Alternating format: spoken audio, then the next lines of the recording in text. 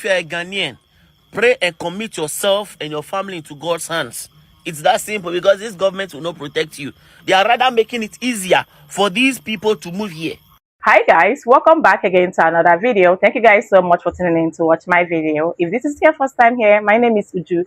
You are welcome to Uncle to Don't make your last by subscribing. I don't know if you guys have seen the video trending where we have the president of Ghana, President John Dramani Mahama, in collaboration with former president of Nigeria, President Obasanjo. They were saying, according to him, he said that he want to deliberate on how Africans can come together, promote more of free visas. He also made it clear that he is willing to grant over 7 African countries free visa to Ghana. This has caused a lot of mixed feelings on social media. Some Ghanaians are not having it. They are literally sad and crying out on social media that they don't want that. Why, on the other hand, we have a lot of Nigerians applauding him and of course tagging it good news. Let's take a look at the videos that is trending right now on social media, and please let me know what you think about them in the comment section.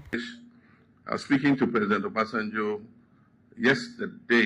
on Sunday, and we discussed the issue of free movement of people, and we suggested a list of 7 African countries that would be the League of African Free Movement. Is some amorphous name, we haven't decided yet.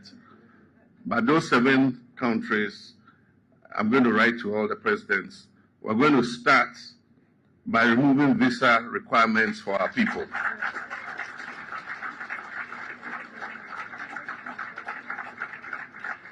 And so for those 7 countries, if any of our citizens want to travel to each other's countries, they won't require a visa.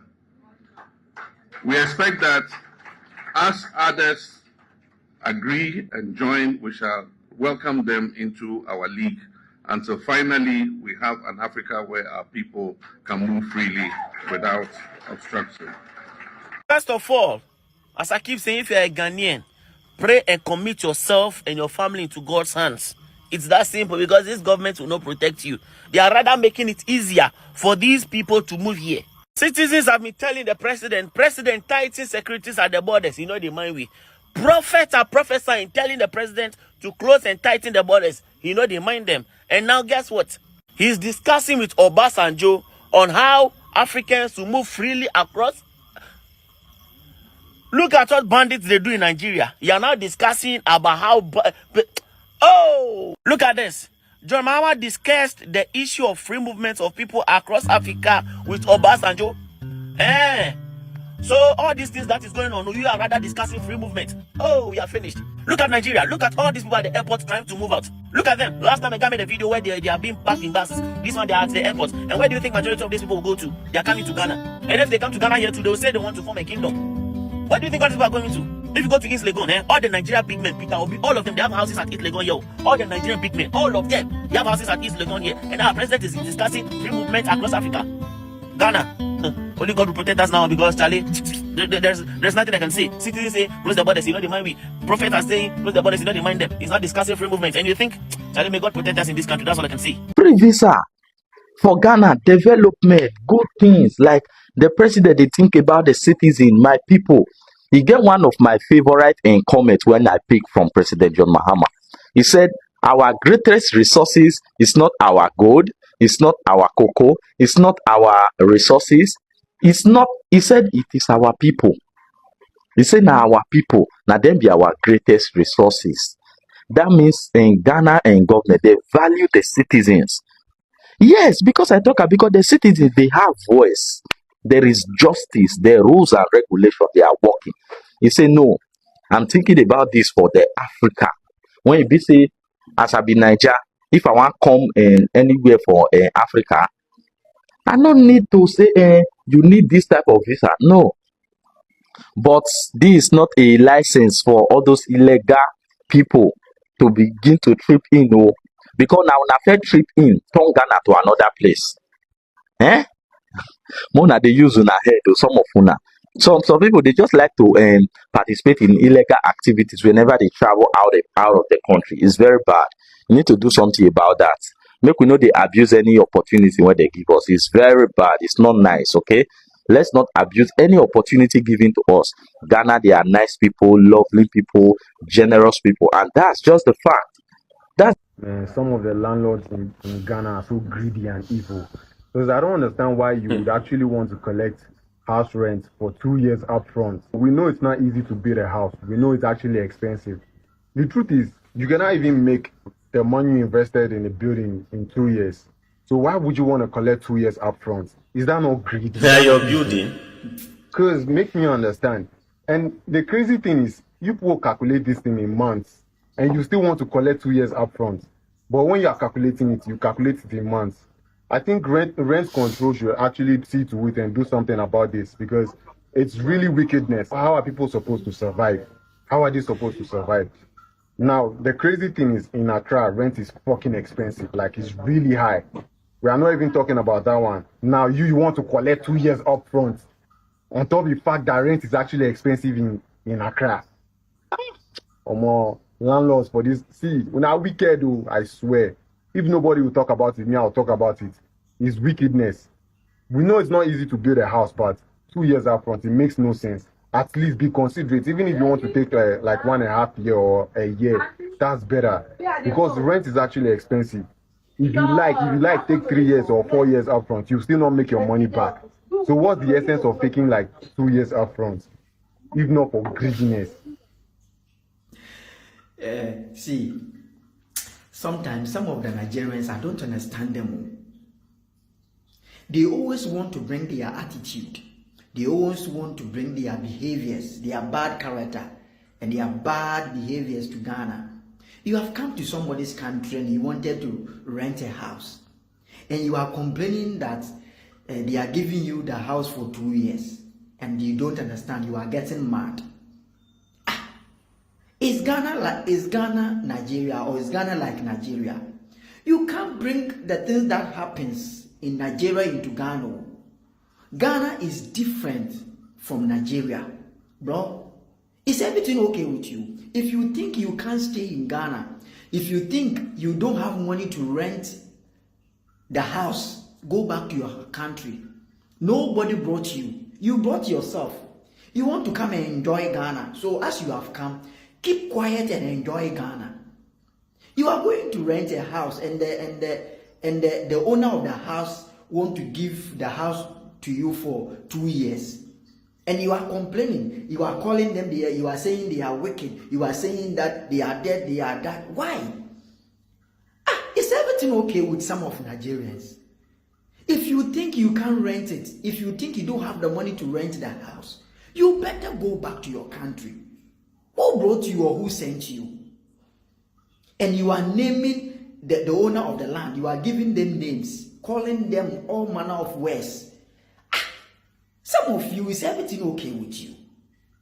Is it by fault? Some Nigerians want to show we Ghanaians what to do. They want to tell us what to do. If you can't stay in Ghana, go back to your country. The way the system of Nigeria is different from the system of Ghana. The way we do our things is different from the way you do your things. So if you think that in Nigeria you can rent a house for only 3 months, then don't bring it to Ghana. Don't bring it to Ghana. Because Ghana, we are different. Okay? Hello guys, good morning, good afternoon, good evening to you, wherever you're watching me from. This is Ghana Boy. So guys, quick one. I saw a video of this Nigerian guy called Ace, where he was questioning Ghanaians on how, looking at what is happening in Nigeria between Christians and Muslims and some other countries, where Christians need Muslims, and he was asking on how Ghana we've been able to merge Christians and Muslims, like the bond between Christians and Muslims in Ghana is too tight. Like Ghana is one of the only countries where you see a mosque on your left hand side, and then just across the road there's a church there, and when the two of them they finish praying, they all come together, they shake each other, they play and all that. And it's this thing that has been going on in Ghana between the two religions, Christian and Muslims. It is something to do with how we were trained from childhood. From childhood, growing up in Ghana, we all grew up in Ghana, and growing up in Ghana, you dare not go against. There's this bond. Like as a Christian, you dare not go against Muslims, or you dare not, growing up as a kid, you dare not go in a situation where you say you are not happy with Muslims. Master, Sanla meat, there's what we call Sanla meat. Now, the Sanla meat is, Muslims, they have their various festivals, Eid Fitr, Eid Adha. And as a Christian, during that festive period, if you have problems with Muslims, you are not going to chew meat. So every Christian has one or two Muslim friends. When it's getting to Sanla, we'll go and then we'll enjoy meat. The same way, Christmas as well for Christians. You see Muslims going to events with Christians together, even on 31st night. 31st night, I know so many Muslims. Farouk, Abdullah, I know so many of my friends I grew up with. They don't joke with 31st service night in church. They are Muslims. But when it's 31st night, they all come to church together with the Christians. We go and dance. It's like the bond between Muslims and Christians in Ghana is very strong, especially in our schools. In every schools, there are these Muslims, there are these Christians, and we always come together. We always come together in Ghana. That is Muslims and Christians. The likes of Abdullah, Suleiman, Yaira, Fatih, mention, and it is very lovely. And I think this is what Nigerians need to learn from Ghana. You need to learn how to be. We are all one people. Muslims, Christians, we are all one people. We all have different religions, yes. We all have different ways of worshiping, whatever, yes. But we are all one people. And as Ghanaians, we do understand that very aspect of life. And it has really helped us a lot. From the Sanla meat, from the Sanla cow, And one thing about the Muslims too is that prior to Sanla, they bring the cows, and when they buy the cows, they tie them just in front of their houses. So you know there is a Muslim, or this house is a Muslim's house. You see the cow being tied in front of the house, and so definitely that cow which they've brought is for Sanla. So you dare not have problem with them. Masa, Sanla meat no unyanre, and that meat is chale. Sanla meat, you don't joke with Sanla meat too, especially the one. They sit, the Muslim boys, they sit on the streets, and then they'll have somebody roasting the meat. Charlie, Ghana, Muslims and Christians in Ghana, I clap for you guys. Hey, I just came across a video of Asana Dalu. That's the daughter of Sheikh Dalu. Oh my God. The girl is an orator, like a proper, thorough orator. Just take a look at this. Gentlemen, chiefs and elders, youth and women of the northern region. Today, we do not just welcome a man, we welcome a legacy, a son of the soil, a symbol of hope. A leader whose journey is nothing short of divine orchestration. Yes, there are many Johns in Ghana. Many have carried the name, and many have walked the corridors of service. But in the secret annals of our nation's history, 3 Johns rise above the rest. There was Jerry John Rawlings, the fierce patriot who brought us stability in a new democratic dawn. John Ajay Kufuor, the gentle giant. There was John Evans Atta Mills, the man of peace, humility, and wisdom. And then came John Dramani Mahama, the miracle of our time. He is the John who rose from the humble office of assemblyman, elevated by hard work and destiny to member of parliament, to deputy minister, to minister, then to vice president. And just when the world thought his journey had peaked, he became the president of the Republic of Ghana. Not once, but twice. Who is like John Dramani Mahama, the only man in Ghana's Fourth Republic, who, after serving as president, stood with courage, returned with grace, and reclaimed the mandates of the people to serve again. He is not just a politician, he is a phenomenon. Mr. President, Alhamdulillah, for the grace of God has certainly enveloped your life. The first ever former president who has been re-elected as president. Your caliber is few in this world. Under his leadership, we saw the transformation of the Kamali Airport into an international gateway, connecting the north to the world. You brought us the e-block schools, expanding access to education for thousands of children. You gave us the Ghana gas infrastructure, providing energy to power industries and livelihoods. Under you, we witnessed massive road construction from the north to the south, from east to west, region communities, building future. And through it all, you have carried yourself with dignity, humility, and a much statesmanship. Mr. President, but how did you excel in your leadership role? Aside from your role as the leader of Ghana or motherland, Mr. President, you have demonstrated a significant influence in managing the economy, particularly with regard to the US dollar since you came to office. Your wide recognition and goodwill has earned you multiple names. The elderly call you Joe Mahama, the youth call you JM, retired women call you Vadina Flower, others call you Mahama Bole, Ghanaians call you the nation builder. But on this very occasion, your newest name is President Mahama Ganasco. Damascus, don't be paid. You are not our level. President Mahama, Anyeye, President Mahama, Tidini, President Mahama, our own, President Mahama, now, ladies and gentlemen, today we see of all the Johns, it is John Dramani Mahama who stands tallest, not just in height, but in vision, not just in words, but in deeds, not just in promise, but in legacy. All dignitaries and fellow students, let us rise to honor our hero. His return is a much award and beautiful for Ghana. Because when John leads, Ghana rises. Welcome home, Your Excellency President John Dramani Mahama. Our John, our pride, our president. Thank you all. Let's go!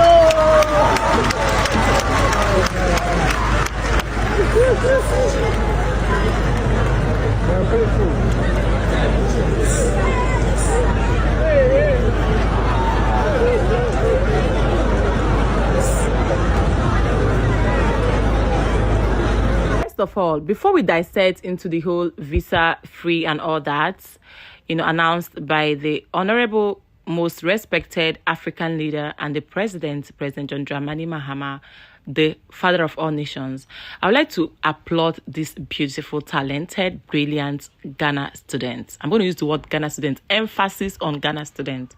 Did you guys see how eloquent, how she was speaking that grammar, the comportment, the composure, the attitude? This small girl's video, I've forgotten the daughter of who she is blowing up on TikTok. Nigerians are reacting. Ghanaians are reacting. They are applauding her for her speech, her powerful speech, honoring the great president. And when I tell Nigerians that Ghana is intentional about their standard of education, this has been the message I've been trying so hard to pass across to them. See, let me say something. Ghanaians are blessed with standard teachers. Ghana is a country that's prioritized education, good education over anything. I don't know, like the chills. I had chills listening to this lady. I didn't even know when I finished listening to her. What am I saying, lady? A young girl. I had chills listening to her speech.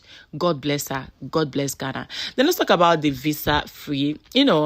Just like I said, it has been it's causing a lot of curiosity on social media. Basically, some people are not having it, some people are having it. It's a good news to Nigerians because we already know that there are lots of Nigerians that want to Japa, and most Nigerians see Ghana as their abroad, so they are rejoicing. While on the other hand, Ghanaians are not having it because of the recent things, and of course the prophecy by one pastor, Nigerian pastor, that said that if care is not taken, the bandits might move all the way from Nigeria to Ghana, that they should tighten up their borders, right? And one of the things that I like to say here is that I might not be right at my judges or my statement, but I may be president of Ghana looked into it, and he, one of the things I'm going to tell you guys that he believes too much in collaboration. The speech he made at, is it at UN in Times Square in US, that actually shook the world. So I know that he's well learned.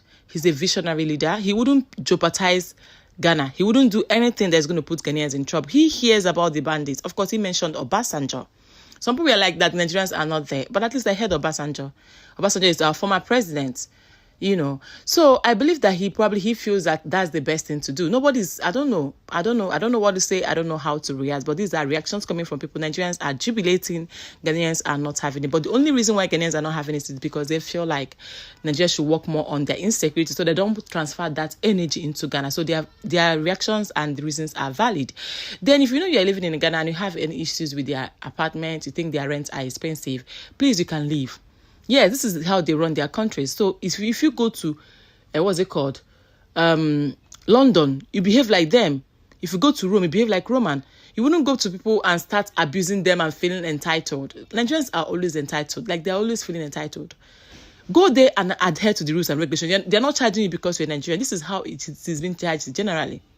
You wouldn't leave your country to somebody's country to decide on how you want them to charge or fix their rent. I don't know how Nigerians behave, Sha, but these are reactions coming from people. And basically, I would like you to tell me what you think in the comment section. Are you excited about the visa restrictions, visa freeze, and or do you think is a big hell? Like, I don't know. Like, do you think it's going to be a problem on the long run to Ghana? If this is your first time here, my name is Uju again. You are welcome to Govt with Uju. Don't make your last by subscribing. And I'm going to see you all in my next video. Bye, guys.